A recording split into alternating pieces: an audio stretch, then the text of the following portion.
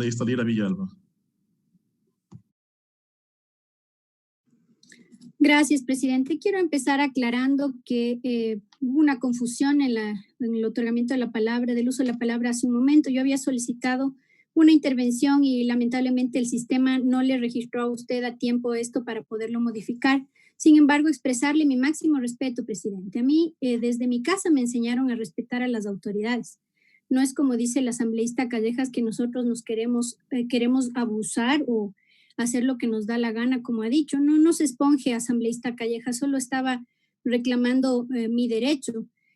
Más bien haría falta de que a usted le habiliten una nueva opción en el sistema que sea, pues no punto de información, sino un punto de insulto, los 3 minutos de fama y de insulto a los que acostumbra, porque ningún punto de información que usted ha solicitado ha tenido información, sino solamente insultos. Yo lamento, la verdad, este tipo de actitudes. Yo no sé a qué rato le absorbieron el espíritu o es que en verdad logró engañarnos a todos. Sin embargo, yo quiero seguir con mi debate, señor presidente. Yo estaba haciendo aportes a la ley orgánica de la función legislativa y en ese sentido continuar con el hilo.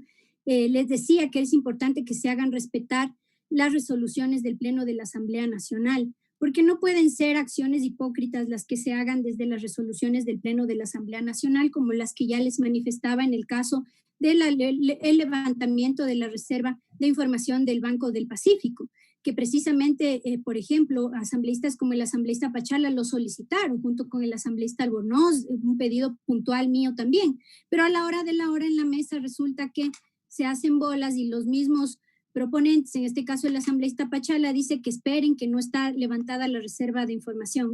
Estas cosas son las que debilitan la imagen de la Asamblea Nacional. No debilita el debate que debe nutrir, desde luego, las posiciones diversas, debilita la hipocresía, debilita la corrupción, debilita la complicidad.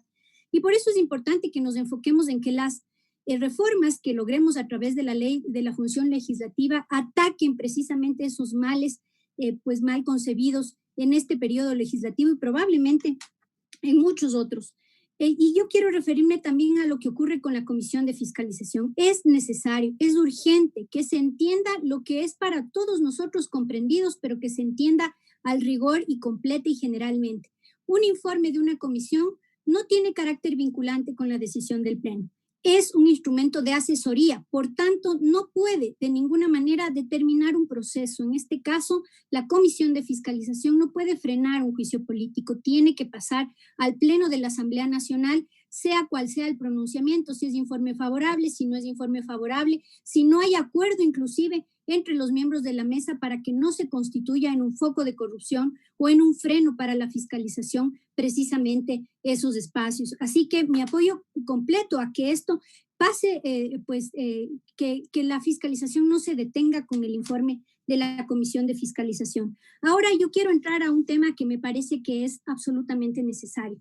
Miren, compañeros asambleístas, hace pocos días y recién hace 2 o 3 días salía en las noticias de todo lo que hicieron algunos legisladores involucrando a otros, a los niños que recogen, a los que les reparten plata en las casas, una serie de aspectos.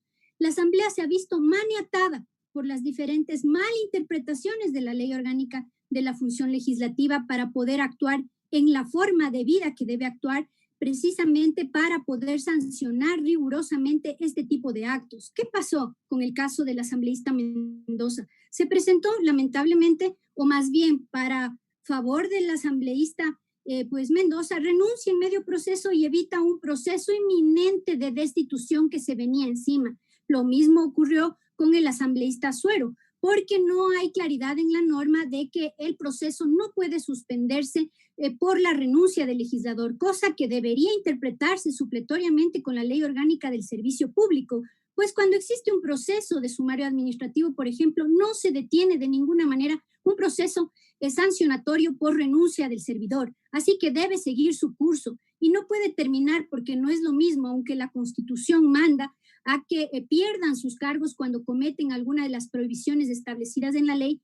Esto no puede quedar simplemente con la pérdida del cargo por renuncia, porque no es lo mismo renunciar que ser destituido. la destitución tiene consecuencias mayores y esas consecuencias precisamente son, por ejemplo, la inhabilitación al servicio público, pero sobre todo la vergüenza pública, que es lo que se tiene que pues lograr, ojalá, a través de estos procesos que se dan internamente. Por eso mi pedido puntual, presidente, es de que se hagan reformas a dos artículos específicos de la Ley Orgánica de la Función Legislativa.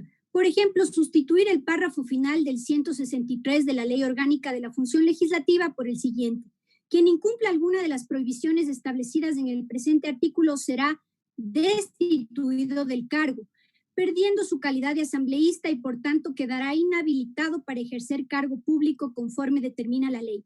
Esto sin perjuicio de las demás responsabilidades civiles y penales a las que hubiera lugar. La Constitución de la República, presidente, en el artículo 127 y la Ley Orgánica de la Función Legislativa vigente en el 163 establecen con claridad las prohibiciones para los y las asambleístas con las correspondientes consecuencias, principalmente la pérdida de su calidad de legislador. En el Ecuador, la única forma de perder un cargo, las formas de perder un cargo de elección popular se encuentran expresamente establecidas en la ley y son precisamente revocatoria de mandato, renuncia o destitución. A lo que se refiere precisamente la Constitución es a la destitución. Por eso, al ser la destitución el único proceso sancionador que se ejerce desde el nivel institucional a través de los órganos llamados constitucionalmente, lo que corresponde es aclarar que la figura de terminación del cargo que se estipula en este procedimiento naturalmente se trata de un proceso de destitución, es decir, una terminación forzada del cargo sustentada en debido proceso por causa de transgresión grave a las normas establecidas y principalmente por la omisión de las prohibiciones. La terminación del cargo a la que se refiere este artículo, al ser una destitución, se somete a las normas establecidas para el efecto y sus correspondientes consecuencias. La destitución, de acuerdo al artículo 49 de la LOCEP, incluye la inhabilitación para el ejercicio de cargo público, que debe quedar claramente establecida en la Ley Orgánica de la Función Legislativa. Recordemos otros procesos también sancionadores que se han dado contra asambleístas en este periodo. De ninguno está vigente, por ejemplo, una prohibición de ejercicio del cargo público. Prueba de ello es que asambleístas destituidos fueron a ejercer cargos para este gobierno en este periodo sin objeción alguna de los órganos de control y esto tiene que quedar aclarado. También, a continuación del inciso final del 164 de la Ley Orgánica de la Función Legislativa, presidente, una vez pedimos que se coloque lo siguiente, que una vez calificada la solicitud y denuncia juramentada por parte del CAL, el proceso de investigación no pueda verse interrumpido por renuncia posterior del asambleísta investigado.